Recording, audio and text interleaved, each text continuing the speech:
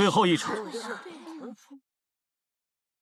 由木子硕9连对阵钟林9月。钟林加油！9月加油！钟林加油！加油！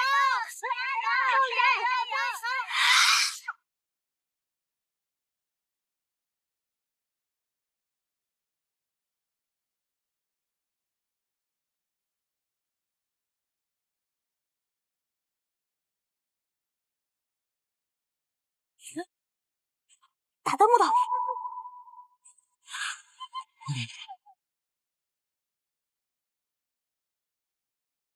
加油！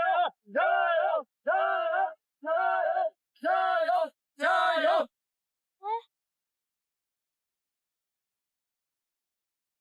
哎，厉害，不行了吧？就是我看也是啊。这个木子硕呀，就是朽木，不可雕也。哼，长枪，我看未必啊。这场比赛胜负犹未可知呢。我倒是看好木子硕他们。是时候出绝招了。哼，9连。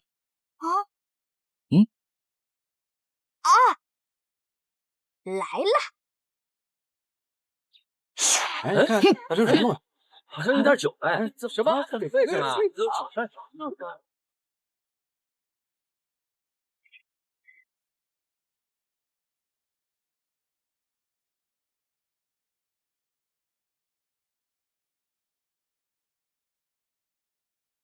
这什么傀儡？怎么还发出金光啊？莫非这是？没错，这就是元神傀儡中最厉害的醉八仙。只要亮起光芒，能量蓄满，就势无可挡。管它是什么，给我打！差不多了，去。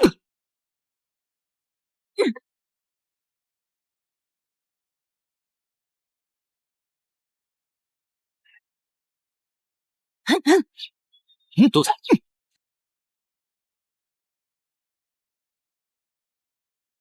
背。头。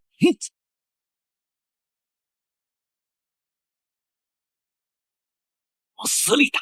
木头，打败！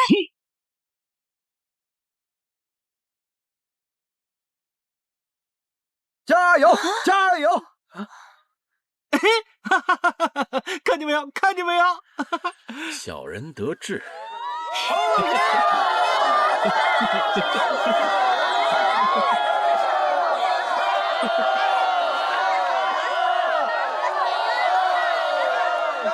丧气是。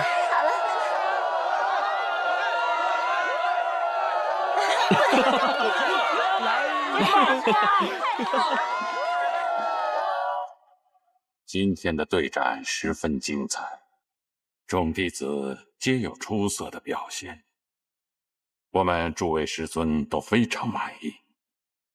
下面就由各位师尊根据弟子们的表现来挑选他们的亲传弟子。无风师弟、长青师弟，你们可以挑选了。来，我先来。木子硕，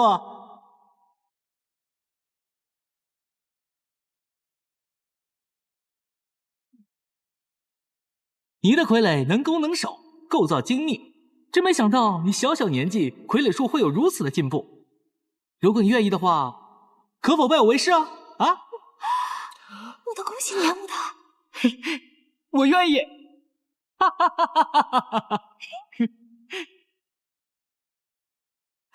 好，钟灵啊，虽说你的傀儡术比木子硕的差一些，但是呢，也算是非常不错了。这样，日下你们要多多交流，共同进步啊！弟子遵命。弟子遵命。好，长青，该你了。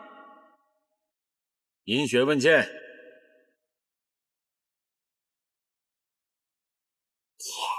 银雪问剑，你为何要取这个名字啊？弟子自出生后便时常抱着木剑入睡，所以父母才给弟子起名问剑，希望我能修炼成一方剑仙。虽然刚才决赛你输了，但是为师看得出来，你把剑术的精妙融合到傀儡术之中，很有见地，为师比较欣赏。要不这样吧，你就拜我为师，我们一起研究剑法如何？弟子拜见师尊。行，入列吧。是。我看今天的选徒弟大会就到此结束吧。师弟莫急，我还没有挑选呢。辩才师兄，你不是已经有一位这个亲传弟子了吗？哎，长青，谁说有一个弟子就不能收第二个？是不是啊？武风师弟说的对呀。不知道天才师尊会收谁为徒？收谁也不会收九莲。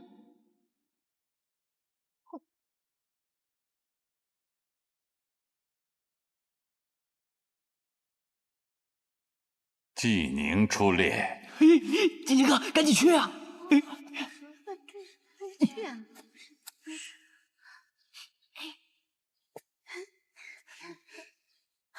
怎么收他为弟子啊？就是。纪宁，为师问你，为何要修习剑法？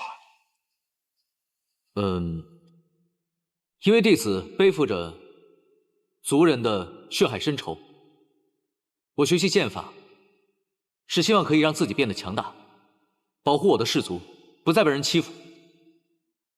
修行之人要放开胸怀，以守护天下为己任。你的责任不仅仅如此。师尊，我并没有那么伟大的理想，我真的只希望可以保护我的族人，替我父亲报仇。我知道你刚刚经历了丧父之痛，但人的仇恨之心不可太重。可那些害过我们的人，就不应该受到惩罚吗？天道循环，因果轮回，世间之事，无论善恶，冥冥之中自有定数。我等修道之人，定要有那惩恶扬善之心，但物极必反。若到了嫉恶如仇的地步，反而会自损修为。自损修为？对，修道之人，相比提高功力，更重要的是心性的成熟和对仇恨的克制。一旦被仇恨蒙蔽了内心，便会走火入魔，害人害己呀。是。你心思醇厚，敢于说出自己的真实想法，这很好。今后你可以根据自己的志向，努力为保卫族人而修炼。待到时机成熟，你会有更高层次的领悟。谢谢师尊，我明白了。你好，恭喜啊！恭喜了。为弟子，这人没想到，真是好啊！竟然收他为弟子。是啊。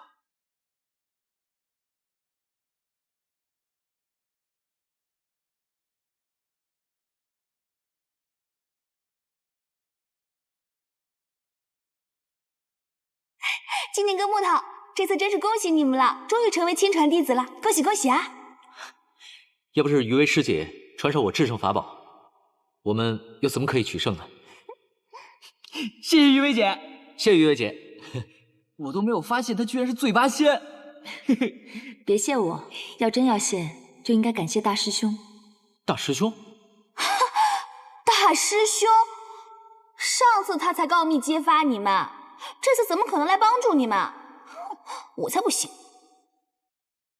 哎，九莲，好好说话。我拉他向来光明磊落，最不是这种小人的行为。你再用你的小鸡脑袋好好想一想，如果是我去告密揭发纪宁，我自己岂不是也遭殃了吗？对啊，如果要是大师兄揭发了季宁，那他自己不也暴露了吗？我向来不喜欢束缚，什么学宫规矩，我根本不放在心上。我也独来独往，没交过什么真正的朋友。我欣赏你们的能力，也喜欢你的个性。若是可以，我们大家可以交个朋友。既然大师兄那么想跟我们交朋友，那当然是太好了。嘿嘿嘿嘿嘿。好，如果我没有猜错的话，这次傀儡大赛那个元神傀儡的主人，怕是最喜欢袁艳酿吧？你怎么知道？因为我也最喜欢袁艳酿。人生如梦一场，唯有醉了，才能活得真切。要不我们就借此机会，大家好好喝一杯，怎么样？好啊，喝就喝，谁怕谁啊？好，干了这一杯，从今以后我们就是一家人了。干杯！干杯！干干杯！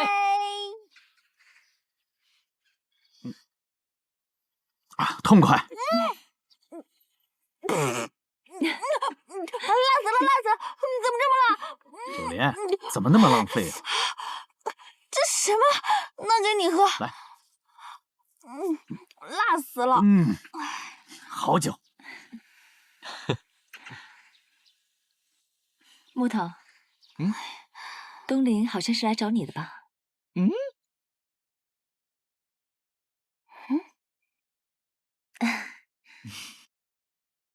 嘿，我去看一眼啊！啊，去吧，快去！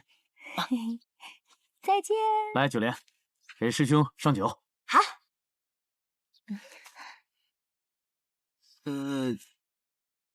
你找我啊？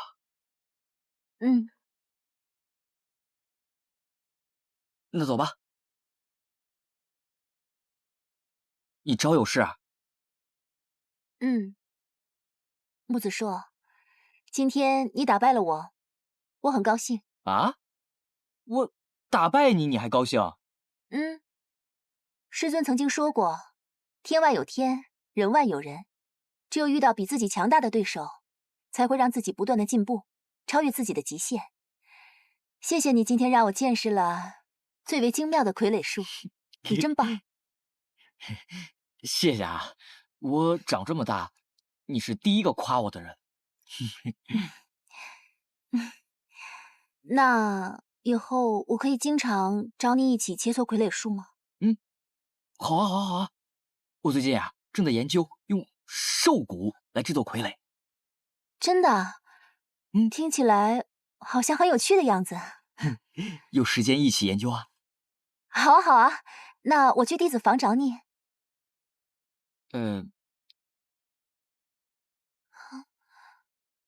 其实我住藏经阁地下室。这有什么呀？想当初五峰师尊年轻的时候还住过草棚呢，现在还不是成为界域第一的傀儡师？我爹曾经说过，莫欺少年穷，只要不忘初衷，努力进步，一定能成为最强的傀儡师。我加油！好，加油！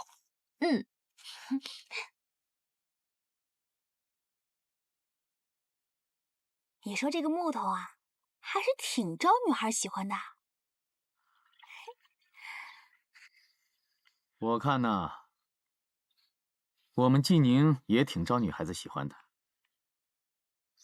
我眼前不就有2个吗？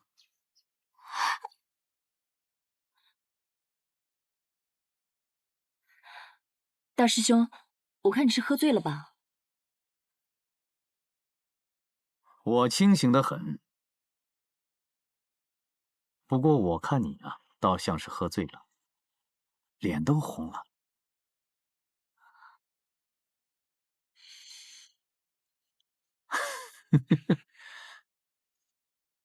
去。金明哥，空青，你每次都来无影去无踪的，你吓死我了！哎，空青，什么事啊？你家里来信了。哦。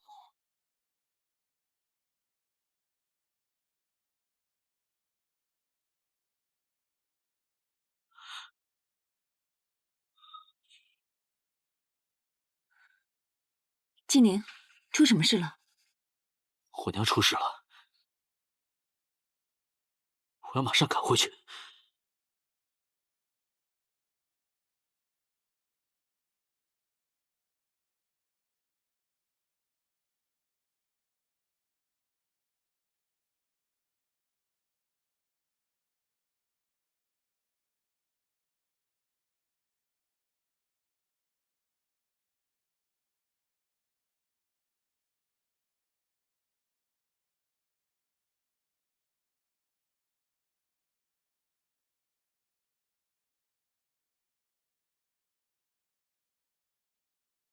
临行之前，师尊跟我交代过，让我一路上好好保护你。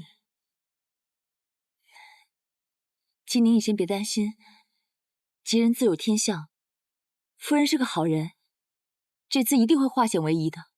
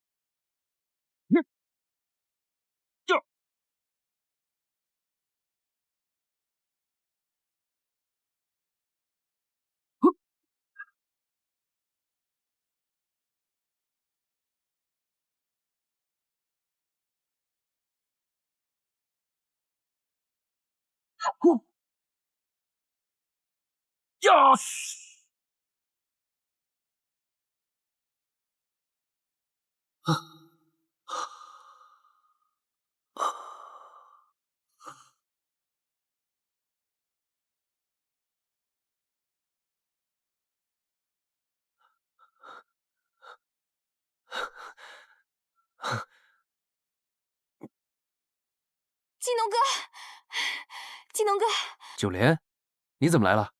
我刚刚得到黑白雪宫传来的消息，金宁哥的母亲，她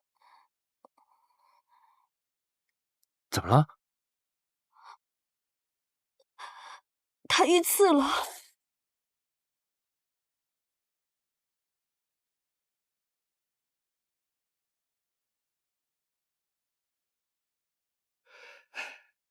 宁儿，娘，娘，我娘情况怎么样？宁儿，你还是先好好陪陪夫人吧。到底发生了什么事？怎么会这样呢？事情是这样的，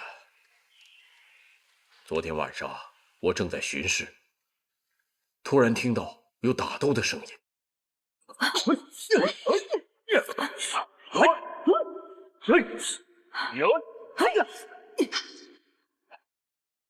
夫人，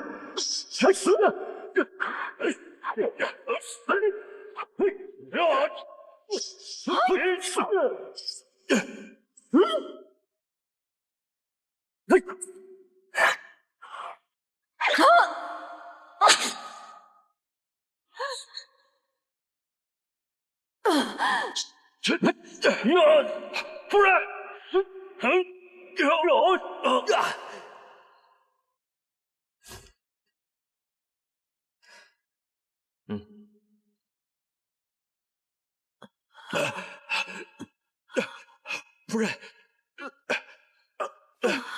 夫人，事情就是这样的。又是农子刀，那跟他一起的另外那个人是什么人？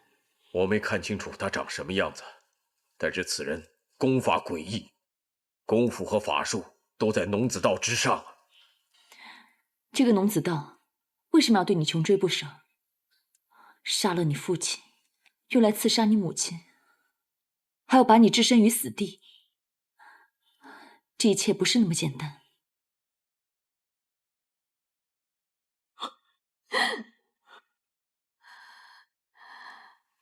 娘，宁儿，你回来了。是啊，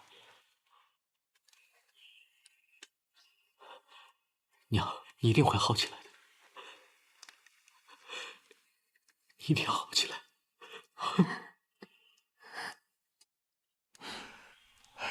傻孩子，娘的身体娘自己知道，你不用安慰我。对不起，是我没有照顾好你，我保护不了你，对不起。不，列长老，救火长老，能否让我和宁儿单独聊一会儿？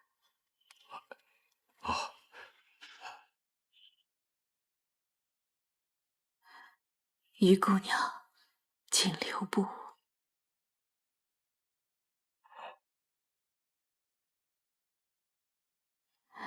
宁儿，我这一生能跟你，还有你的父亲相伴20余年，时至今日，我真的很知足，我别无他求。可是，在我心中，还有一件深藏的秘密，那是一件唯一让我遗憾的事。娘别说了，你先好好休息一下，等你好了，你再告诉我好不好？啊？我不能再瞒你了，我一定要告诉你。你知道这些年，他们都叫我季夫人，我真实的姓氏没有人知道。你知道这是为什么吗？不知道。宁儿，其实我本是尉迟氏的后裔。20多年前，一伙不知名的杀手血洗尉迟氏，致使我尉迟氏满门被屠。我是唯一逃出来的人。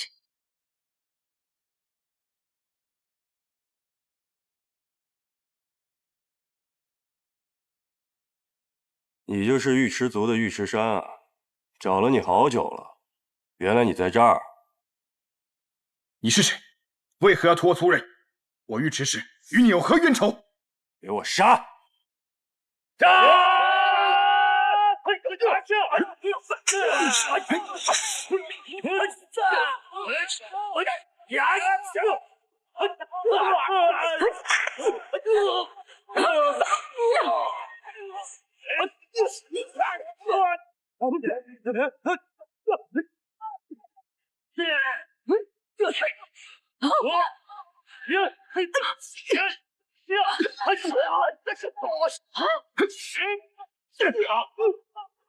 在这风雨顿法。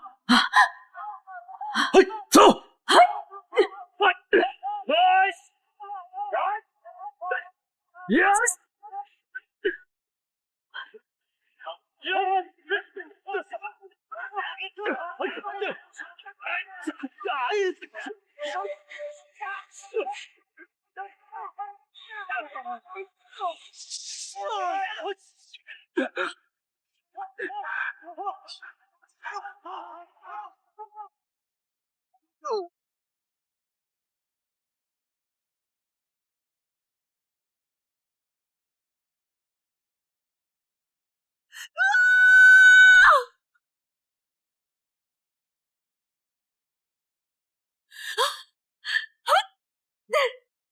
后来大哥和尉迟氏的族人全部死于那伙人的毒手。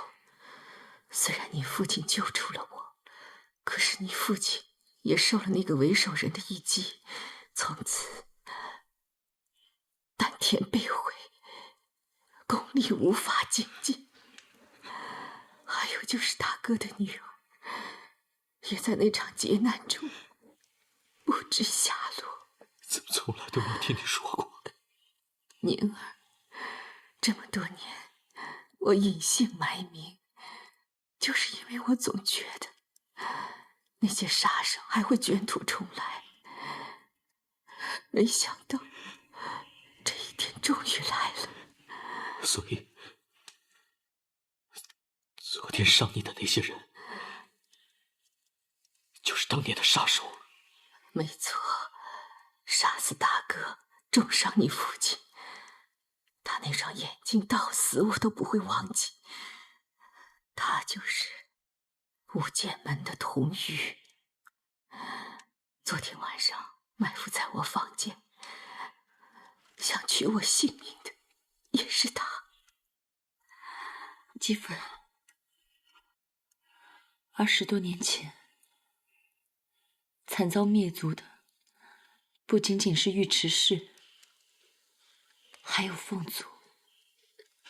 凤族和尉迟氏自古就是阴阳一体，有着自然的亲近。玉姑娘，我要是没猜错的话，你就是凤族的后裔吧？没错，我就是凤族唯一的后裔。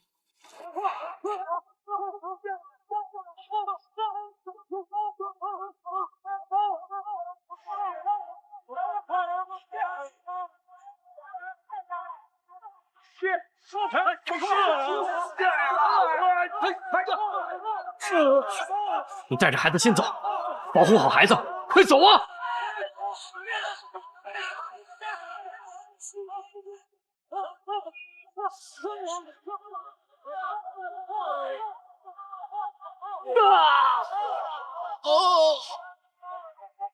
呀！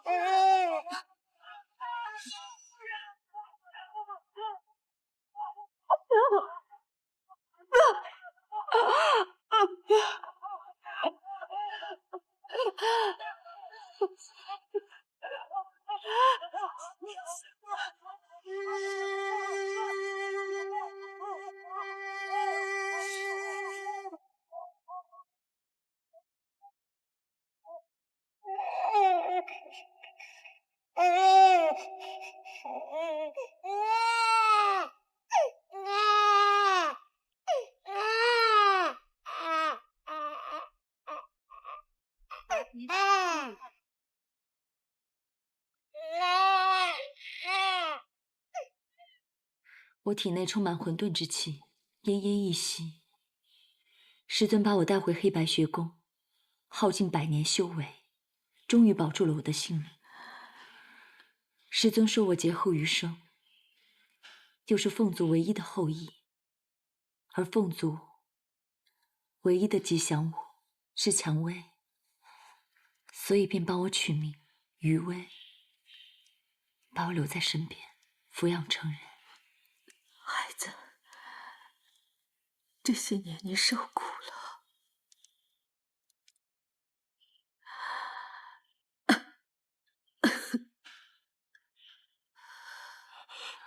娘，夫人，娘，夫人，我马上召集族人商讨报仇的计划。可现在当务之急是救夫人，其他的事从长计议。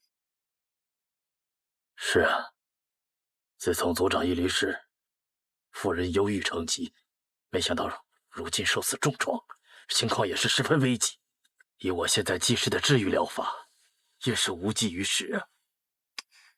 可现在我们也不能眼睁睁看着夫人离开啊！让我试试。啊，季龙，农儿，爹，你怎么回来了？我一接到消息就立刻赶回来了。这是九莲姑娘。季夫人，季夫人有救了！是回来了，这下可好了，是有救了，季夫人有救了，季龙回来了。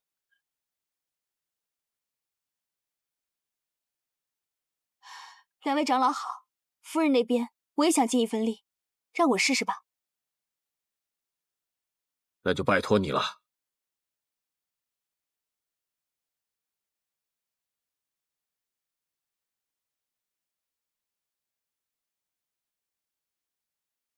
九莲，怎么样？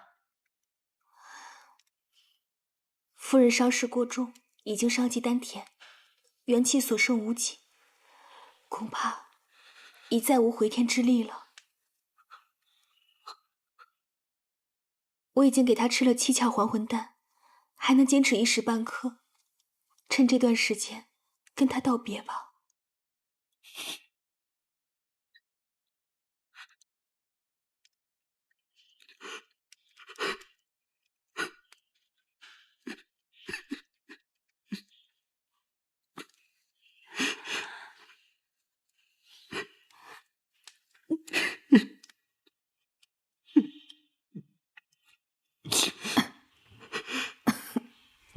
季夫人，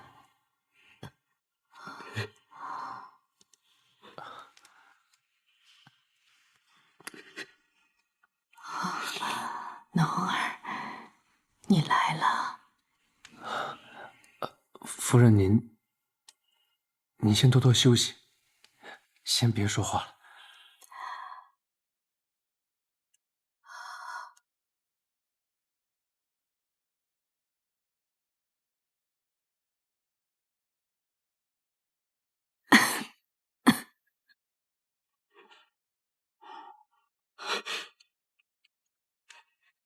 娘，你告诉我他们为什么杀尉迟氏，到底有什么仇恨？过了这么多年了，为什么他们还不放过我们？为什么要穷追不舍？为什么？宁儿，我这么多年也在思索这件事，都不得而知。大哥临死之前，他把尉迟氏的绝学方一顿法送给了我。我想，就是因为这本书，才是尉迟氏被灭族的原因吧。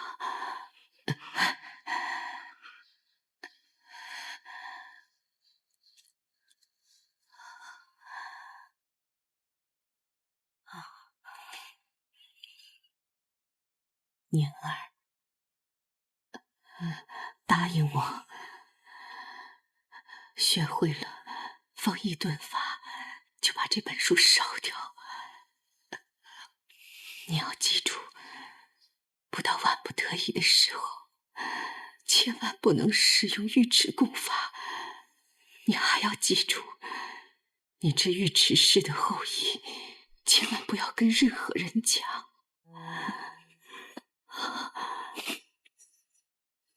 我知道了，娘，你告诉我，到底是什么人？到底是什么人一直要加害我们尉迟氏，还有凤宗？为什么？他们是谁？你还要记住，学会方一顿法，找到当年灭族之案的真相。还有，大哥的女儿，也许还在这世上。她在这个世上，是你唯一的亲人，一定要找到她，要找到她，知道吗？我知道了，您别说了，不要再说了。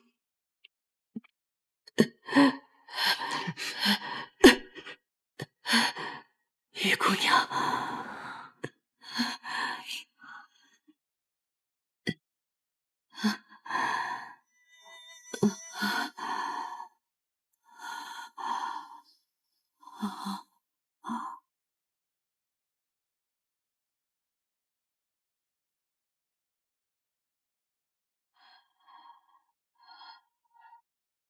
我最放心不下的就是宁儿。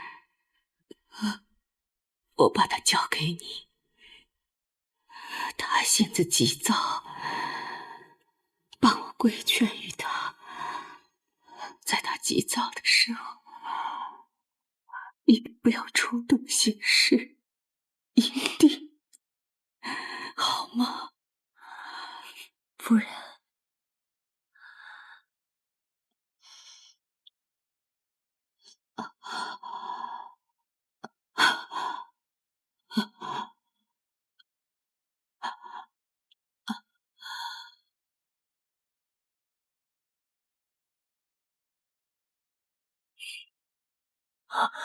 夫人，夫人，娘。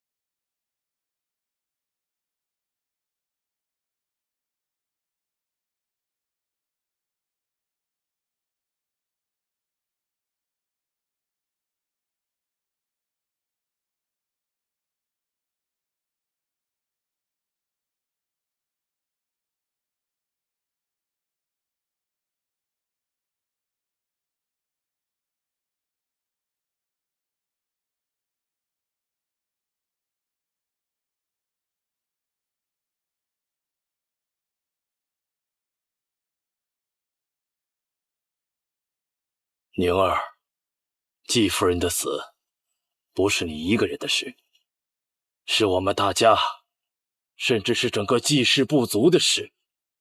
有些事你不要一个人扛。明天一早，季氏部族的勇士们，跟我杀上雪龙山，为季夫人报仇！报仇！报仇！报仇！报仇！报仇！报仇！报仇！等等，报仇！报仇！能不能听我说几句？你们现在这个样子，是去报仇还是去送死？以你们现在的功力，杀一个农子道都成问题，何况现在又多了一个能够神不知鬼不觉就潜入季氏结界的杀手，甚至连列长老和季夫人合起来都不是他的对手。你们有把握绝杀他吗？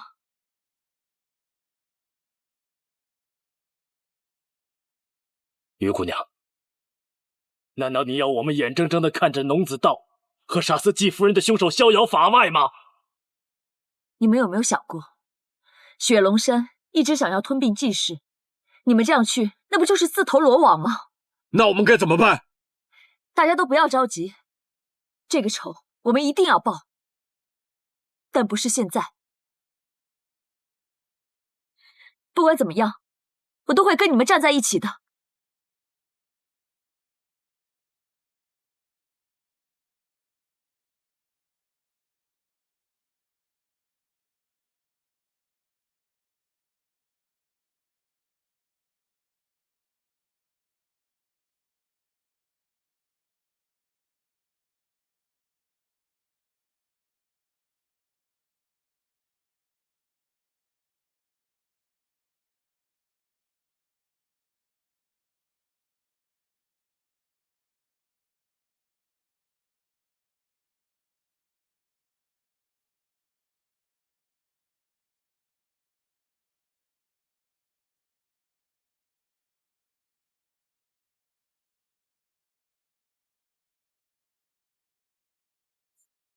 金宁，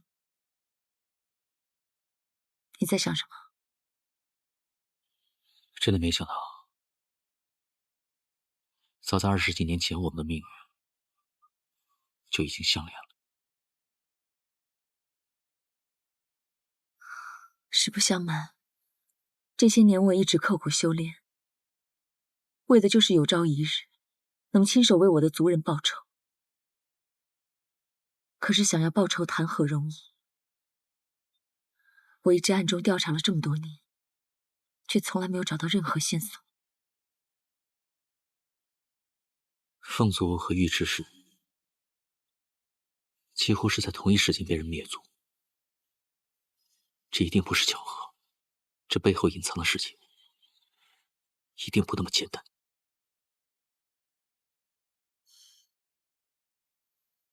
我们一定要查出真凶，为族人报仇。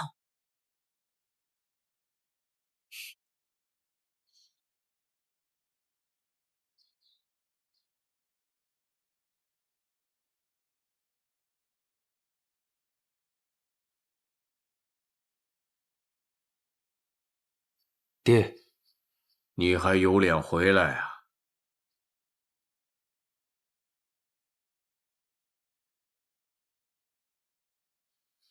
短短几个月时间，那季宁就在黑白学宫混得风生水起呀！哈哈，人家还是特招弟子，整个季氏以他。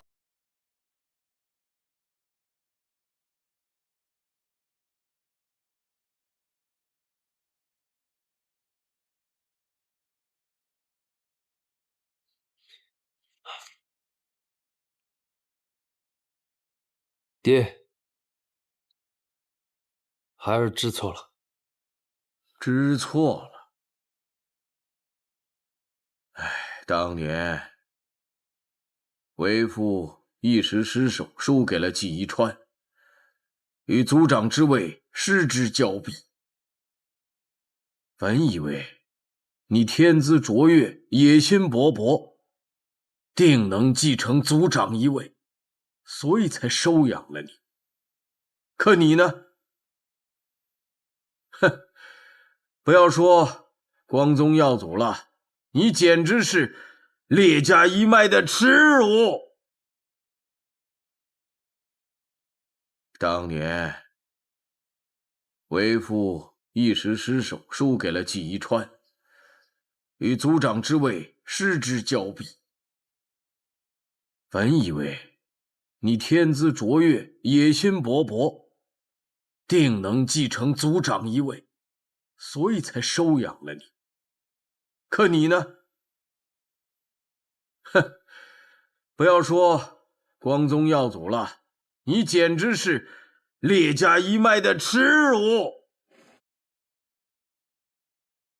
我真后悔，当初怎么就收留了你这么一个废物。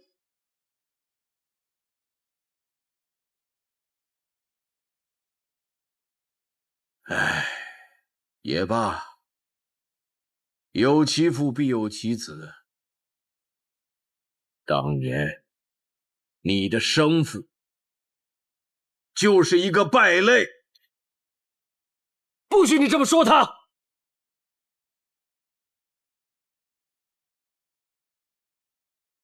不许说。纪能，我告诉你，若不是当年我好心留你一命，你早就跟你生父一起死了。你，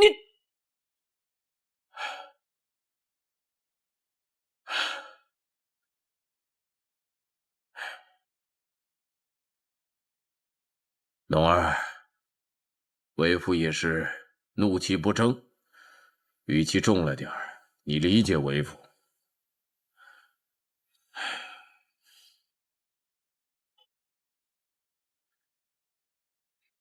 你看，这是什么？这是陈子令。对了，这就是陈子令。给你。不，爹，我……傻孩子，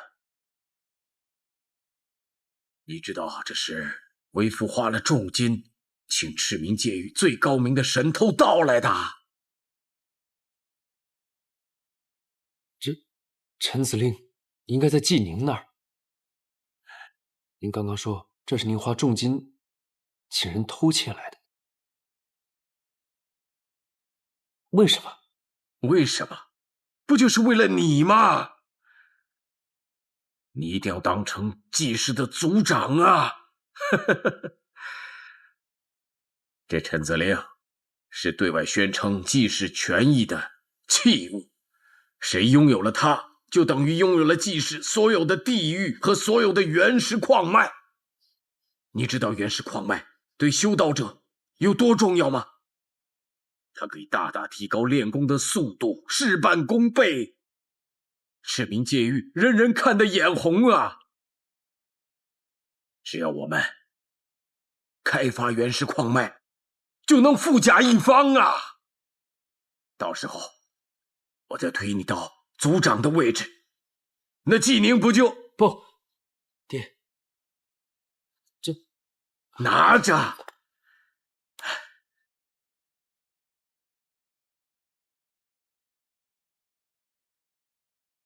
冬儿啊，你爹骂你，是恨你不争气。你一定要成为顶天立地的大英雄，要当成祭氏的族长。到那个时候，谁都不敢看不起你。你明白为父的苦心吗？啊？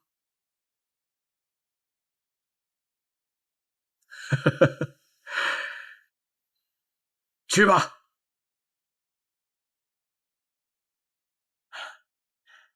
好好利用它。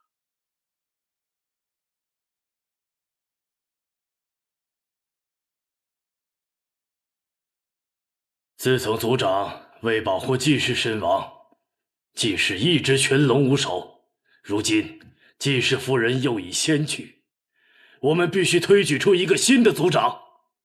经过长老们协议，一致推荐季宁继任新任族长。同意，同意，同意，好，同意，季宁，好，季宁，同意，季宁，好。谢谢各位的抬爱，但各位长老，目前我身为黑白学宫弟子，正值求学阶段，无法离开学宫，实在无法处理族内事务，也不可能担当族长一职。我认为季农是比我更合适的人选。哎呀，季农，我看不行吧，不可能行，他何德何能啊？不行啊！你想想他，季宁啊，他怎么？安静！季宁，你继任新任族长一事是众望所归，你为何又举荐季农呢？各位，矿脉一战历历在目，相信各位还记得，在我们季氏生死存亡之际，是季农为了保护我们季氏浴血奋战，还差点牺牲了自己的性命。而后，是他用自己的生命维护了陈子令，我们季氏才能保住我们的土地还有主权。在我看来，没有任何一个人比季农更适合担当族长之职。季宁啊，你这话说得很有道理啊！我们季氏这次能顺利度过矿脉一战，季农贡献颇多呀。季长老，此言不妥吧？季农确实是有贡献，可是季宁又何尝没有呢？九火，你这话是什么意思啊？什么意思？列长老，你明明知道季农没有我季氏血脉，他怎么能够胜任族长这个重任？如果让一个外人领导我族，恐怕会让别的氏族笑话我季氏无人了吧？你是啊，更何况季农被逐出黑白学宫之事人尽皆知，如果这样的人当了族长，以何服众？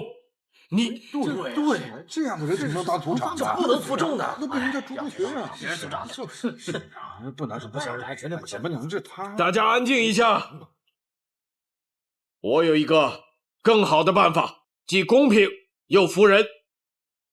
大家都知道，龙子道是这一切的始作俑者，是他带了雪龙山人前来灭族，杀了族长，也杀了季夫人。这件事我们忍无可忍，更不能让龙子道逍遥法外。我们立个规矩，谁先杀了龙子道，谁就是族长。哎，说得好，没错，是说得好，谁上错好，列长老说的太对了，我们一切都听列长老的，一点错没有，太好了，谁杀龙子道，谁就是族长，对，哎，不错是吧？对，够了。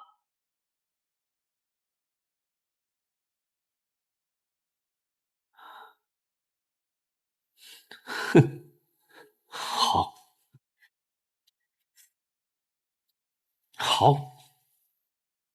好一个季氏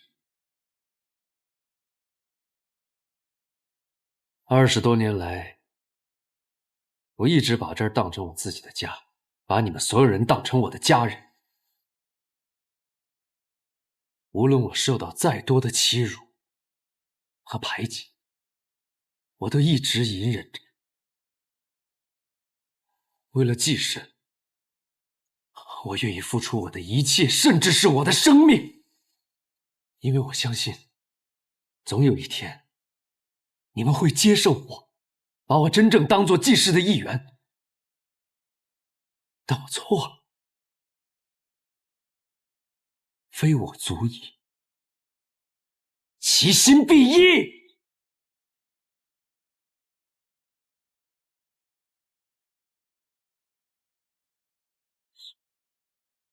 不管我做的再多，在你们的眼里，我永远都是一个外人。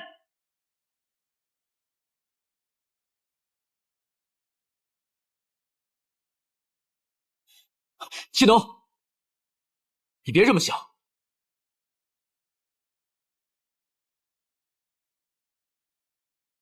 如果你是我，你会怎么想？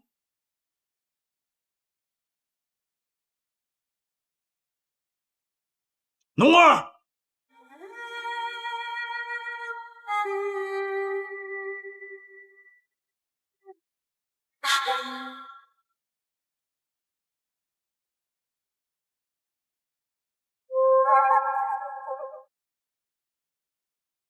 季农，季农，季农，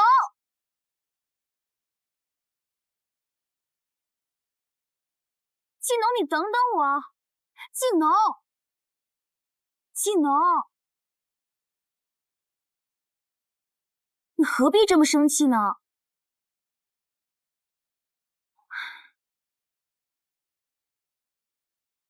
我真不希望你看到刚才那一幕。刚才你也听到了，也看到了。从小到大，他们都没把我当成记事的人。无论我做的再多，他们也看不到一丝一毫。可只要我做错一件事，就会受到众人的指责。我对季氏忠心耿耿，从无二心，为何会遭受到这样的下场？我无言以对。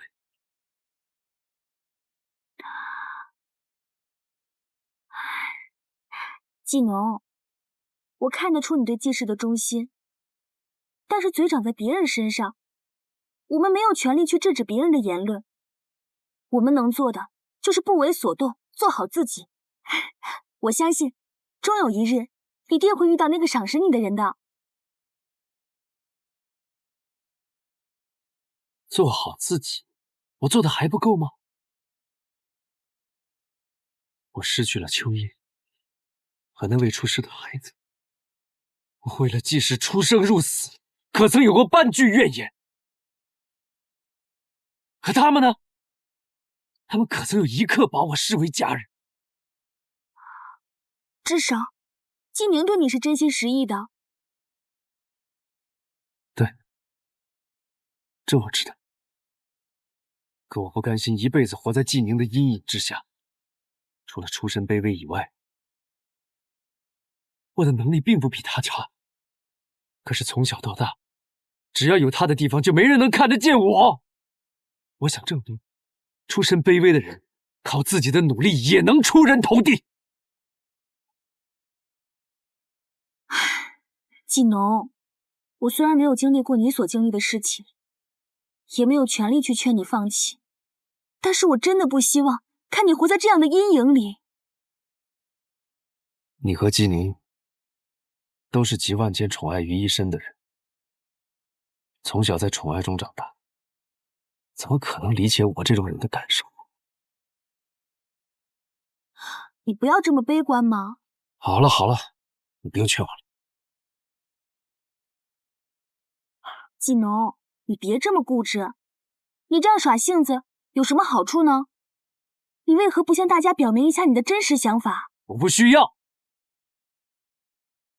我现在需要做的是去杀了农子道。什么？你要杀了农子道？你……对，我要提着他的人头，我要让所有人看看我有没有这个资格做族长。纪农，你不要幼稚了。我知道你是在赌一口气，但是农子道他功法了得，你怎可因为这一口气就拼下自己的性命呢？我现在好歹也是论道馆的第一高手，你觉得我的能力比不上农子道？我不是这个意思。那你是什么意思？难道你跟他们一样看不起我吗？我没有。你别管我了。纪农，纪农，你走好了，你就一个人去找农子道吧。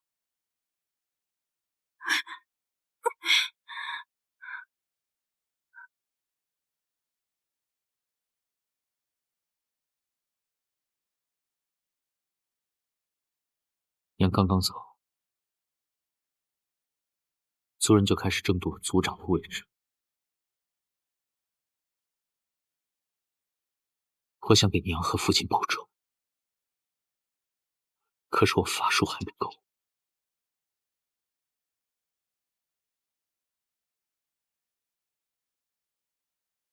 不好了，纪农去雪龙山了，他要杀了农子道。大家都知道，我们雪龙山非常强大，但是在这燕山大地，在这赤明王朝，有更多比我们雪龙山强大的氏族。如果我们不跟这些氏族合作，祭祀的今天就是我们的明天。所以我决定，从今日起，我们雪龙山要跟无间门合作，一起强大。吼吼吼吼吼吼吼吼吼吼吼！这两个人怎么会在这儿？吼吼吼吼吼吼吼吼吼吼吼！这第一杯酒，敬天敬地。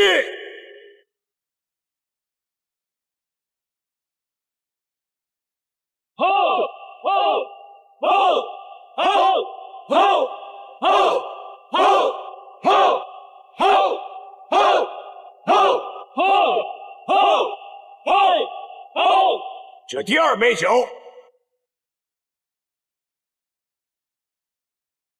为我们合作愉快，干杯！许真人还真是爽快，希望我们合作愉快。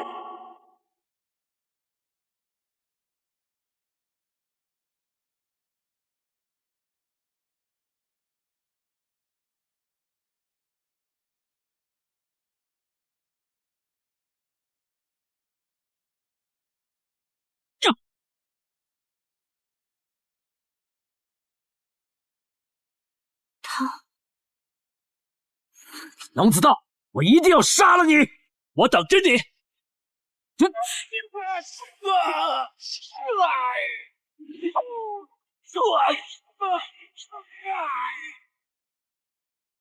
你看，我说的没错吧？纪农还是来找农子道报仇。既如此，今日不如直接杀了他，即使门主追问下来，他也是自投罗网，死在了雪龙山。且慢，如果他今天死不了，到时候门主知道这件事情，怪罪的可是你。还是静观其变吧。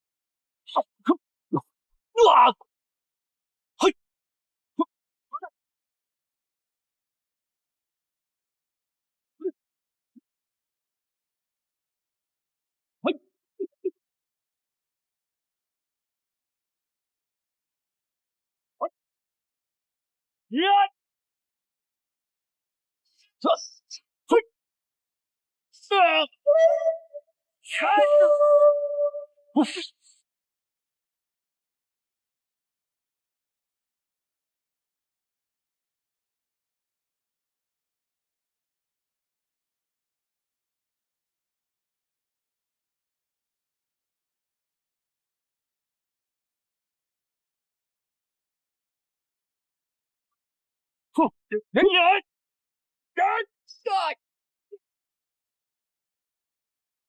西农，赶紧上来！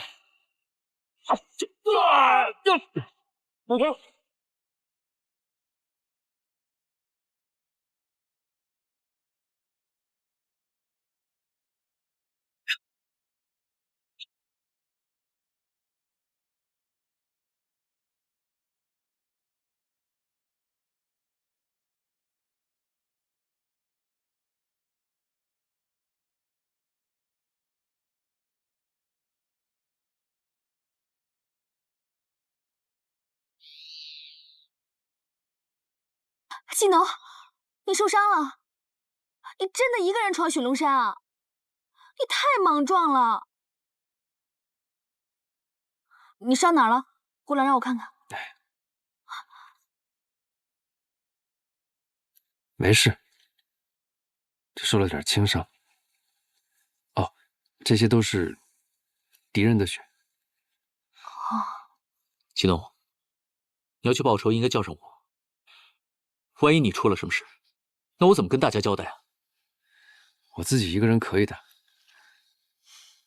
纪农，你这不是勇敢，是莽撞。祁农，族长这个位子，是你是我，谁来做都一样。但杀农子道，不是你一个人的事，你应该跟我一起商量，而不应该自己冒这个险。族长这个位子，你让给我，我也不想当。我呢，就想证明自己的能力。祁农，虽然夫人跟族长并不是我的亲生父母，但我也想替他们报仇。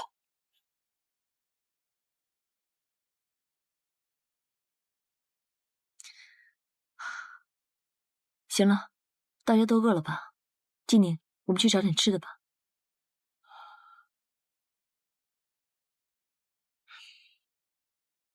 好，祁农，你先休息会儿。嗯。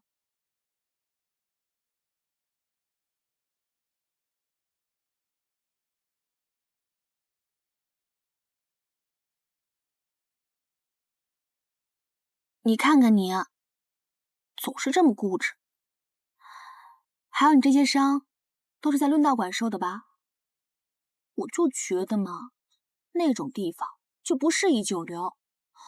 你就应该去入个什么道，好好学学才艺才是。秋叶，秋叶。你干什么呀？你看清楚点儿，我是九连。我看你不是身上受伤了，你是脑子被打坏掉了。九连，对不起。我知道你一直很思念你的那位秋叶，可我只是长得像他，我并不是他呀。而且你也应该知道，我喜欢的人是季宁。季宁跟余薇两情相悦，你天天看他们两人甜甜蜜蜜的，不难受吗？那又如何？他们两个又没有结成道侣，就说明我还有争取的机会啊。人人都有喜欢的权利，不是吗？我从小就被父亲和家人宠爱有加，什么事都不让我做。可是遇到季宁哥之后，我觉得我变勇敢了。我觉得有这么一个人能让我奋不顾身，想去守护他，去爱他，竟然是件这么幸福的事情。虽然有时候看他和于薇姐在一起，心里会酸酸的，挺不是滋味。可是他就那么一笑，就对我那么微微一笑，我就觉得什么烦恼都没有了。季宁，他真是幸运。不过，追逐一个不爱你的人，会很辛苦。感情这种事吧，其实，哎呀，我也说不太清楚了。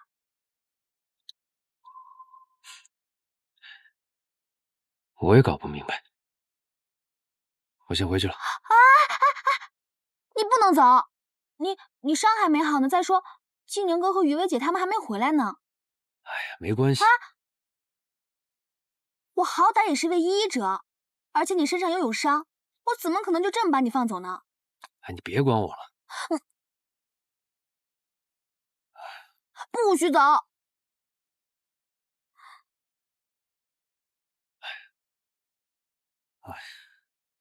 我不是跟你开玩笑的。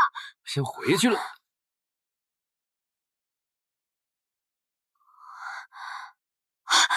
这是什么？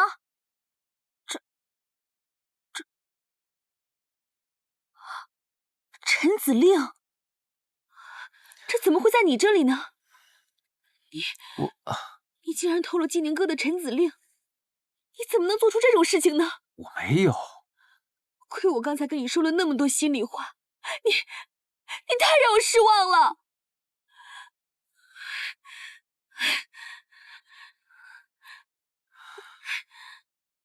唉。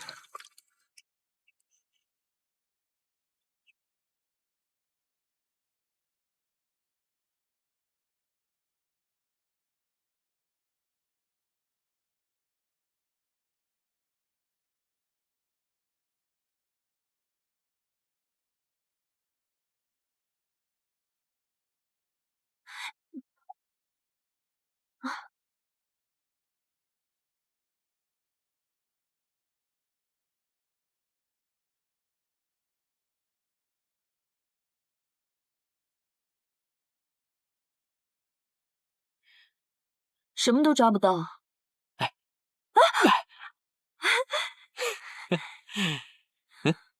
你太棒了，我们有鱼吃了。厉害吧？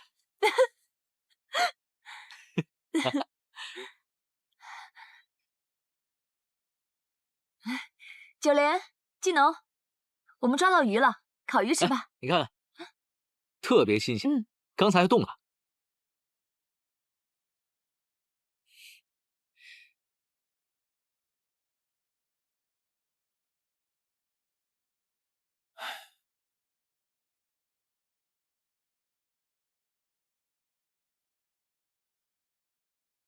你们怎么了？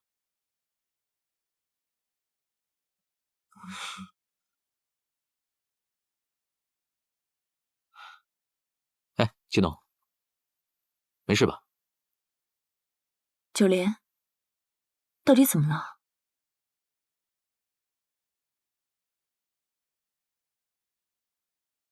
怎么了？没事吧？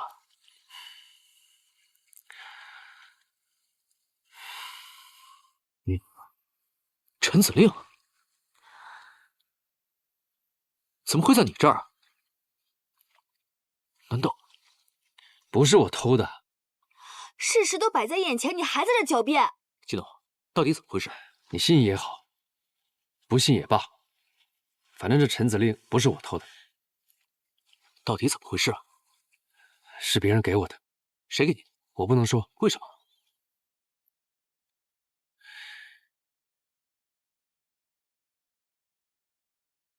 是烈伯给你的。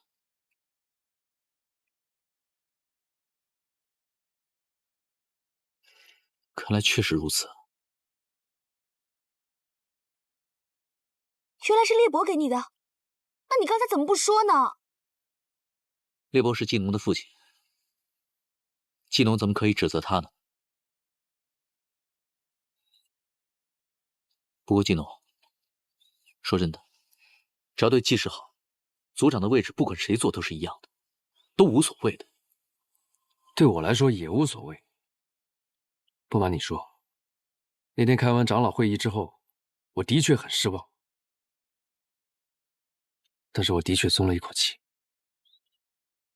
我终于把我心中最害怕的事情一次全部说了出来。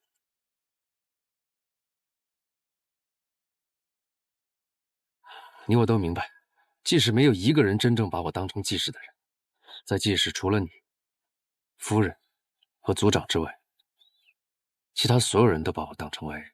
如果你是我，你还会想做季氏的领袖，带着他们出生入死吗？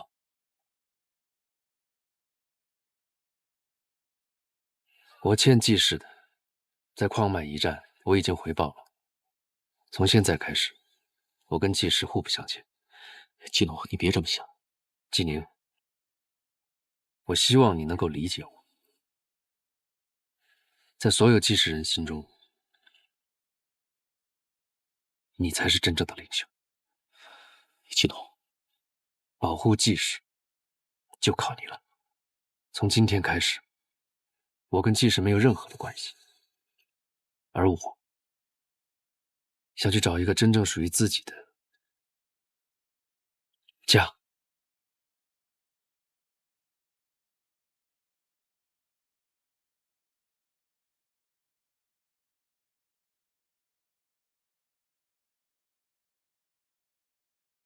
保重。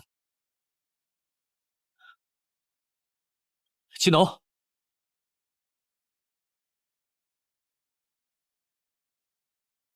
明日就是终极论道了，我不管你们二人为无间门赚取了多少黑白丹，我想要的，你们应该都清楚。属下明白。属下明白。季农现在状态如何？自从他从季氏部落回来之后，就独自一人闭关修炼，不再与人联系。那这么说，他为明日的终极论道做足了准备。这还不好说。虽然说季宁在雪龙山发现了我和水翼是无间门的人，不过照现在看，看起来还算正常。那就好。季农，我倒是要看看你什么时候才会加入我们无间门。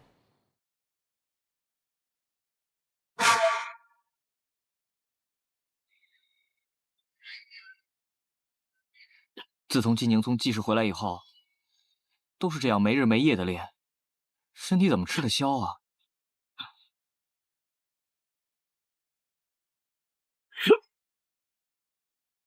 于薇姐，他最听你的了，你劝劝他吧。他的性子你又不是不知道，我劝他，他会听吗？那也不能这么一直看着他呀。父母双亡，这对他来说是个不小的打击，我理解。就让他发泄一下吧。发泄是可以，但这么下去也不是办法。他不就是想报仇雪恨吗？对了，于薇姐，你在学宫待了这么久，你知不知道有什么可以速成的法律吗？我劝你想都别想，凡事都得脚踏实地，欲速则不达，越是速成的东西，就越容易走火入魔。我就是问问。问也不许问，我走了，你陪着他吧。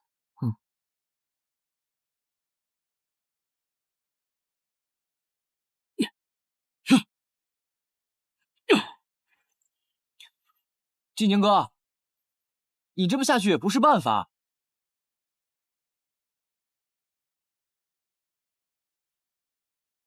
我知道民间有一种修炼的方法，是快速修炼的法门，半个月就能达到效果，3个月就能成为顶尖的高手。真的。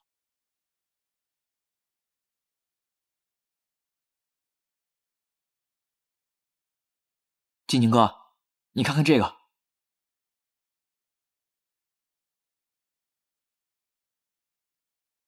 世上有2种修炼方法，剑法和盾法。剑法是逐步修炼，一点一滴积累，30年小成，50年中成。要练到大成功夫，需要90年。90年？啊！90年不得练得头发都白了？盾法是极为快速的修炼方法，这是一种极端的修炼方法，10天就能够见到效果，3个月快速达到顶级高手的水平。盾法分为男功法和女功法，分别修炼，还需要法器的加持和大量辅助修炼物品。我看看。辅助的用品有阴阳书、凤凰羽毛、神仙土、惊蛰节气的露水5滴，出生5天的男婴的头发。这怎么弄啊？太难了，这也。这个速成的方法肯定有它的弊端。虽然我很想报仇，但是我不能失去理智。我决定了，我还是循序渐进吧。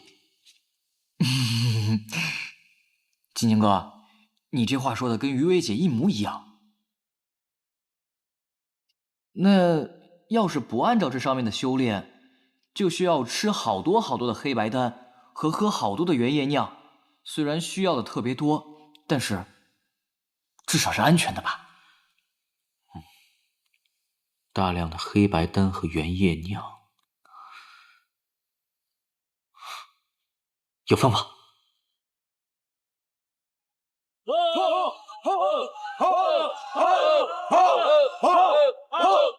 从今日起，便是我论道馆的终极论道。这次报名的选手，全都是市民界域的顶尖高手，请大家拭目以待吧。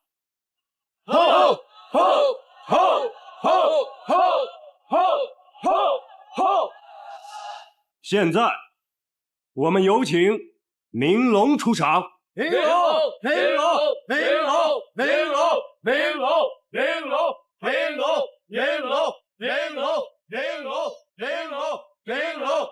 我们的首场论道由明龙对战技农。技农，技农，技农，技农，技农，技农，技农，技农，技农，技农，技农，技农，技农，技农，技农，技农。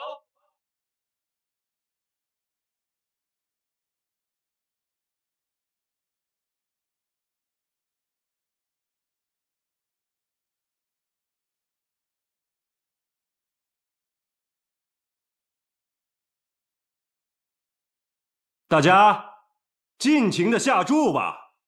我上这，我买这个，我买这个。技农，你怎么会在这儿？我要明龙。说来话长，季农哥不会真的要打季宁哥吧？我加这个。他连兄弟情谊都不顾了吗？看他这个眼神，是真的要打。他们两个这是决裂了吗？难道这段时间你一直留在这儿？对，这里可是赌场，不是久留之地啊！我要这个亚明龙，我要这个，我下季农，我要这个亚明龙，你在黑白学宫提升自己，我在这边提高修为，目的都是一样的。我为什么不能待在这里？这里很危险。危险？你不也来了吗？季农，季农，快打！下地步了，快打！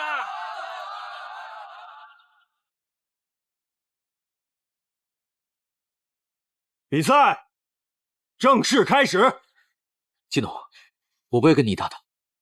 我就想知道这段时间我们谁进步比较多，谁比较强。季农，季农，季农，季农，季农，季农，季农，季农，季农，季农，季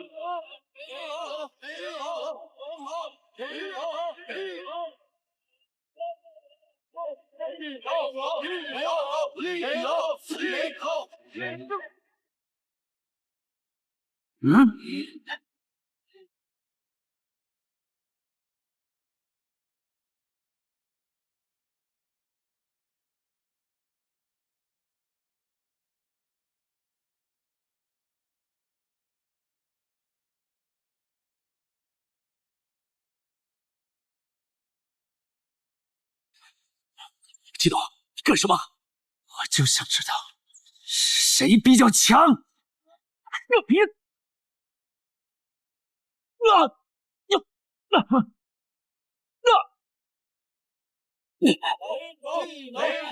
季农加油！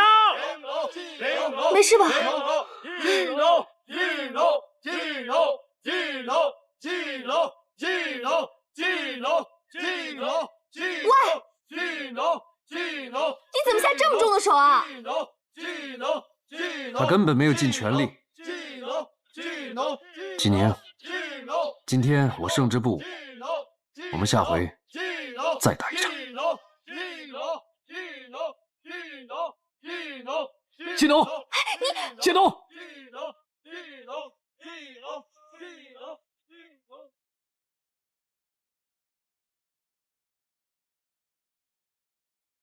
季农他怎么像突然变了一个人似的？你们好歹也是一起长大的兄弟，他怎么可以下这么重的手啊？就是，有什么深仇大恨让他这样？不是，他也没伤到我，你看我也没有受伤是吧？你呀，你就是个木头，我看这个木头的称号应该给你才是。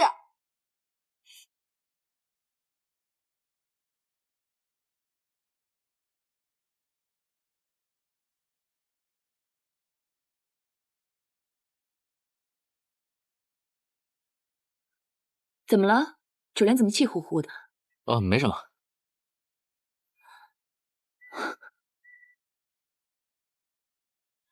手怎么了？别提了，季农打的，在论道馆。少说两句。季农？不是，是个意外，不用担心。谁担心你啊？早就说过让你不要去论道馆，你非不听。现在好了吧？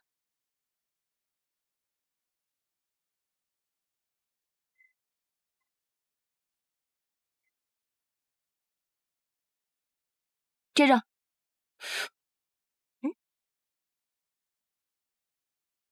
哇，他不会是给你送药的吧？他怎么知道你受伤？我不是去论道馆吗？多多少少总会有一点伤啊。于飞姐不是不同意你去论道馆吗？那她为什么给你送药啊？